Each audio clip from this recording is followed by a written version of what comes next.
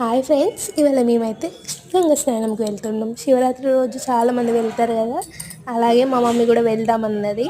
సరే, మా దగ్గరలో ఉన్న దగ్గర వాటర్ ఉన్న దగ్గరికి వెళ్ళాము. టెంపుల్ కూడా ఉంది.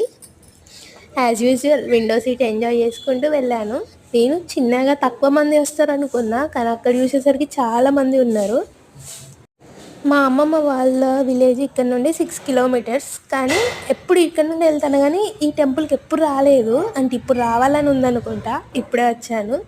గంగ స్నానం చేసి ఇట్లా ఇక్కడ దేవుడు చేసి ముసుగుతోటి చేసిన దేవుడే, ఎలా చేసిన దేవుడే మొక్కుకున్నాం. తర్వాత మా డాడీ ఇట్లా చెల్లుమ అని వాటర్ తీసిండు, ఇంటికి వాటర్ తీసుకుపోదామని.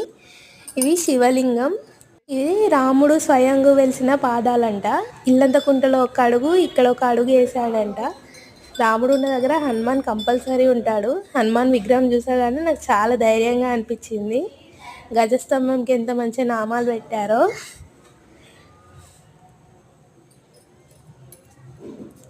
ఫైనల్గా దర్శనం అయితే జరిగింది. అభిషేకం చేసి తర్వాత రాముల వారిని కూడా దర్శనం చేసుకొని వచ్చాను. వీడియోలో చూసుకునేసరికి నా ఫేస్ ఏంటి ఇలా ఉంది అని అనుకున్నా. దేవుడు ఎఫెక్ట్ లే అనుకున్నా.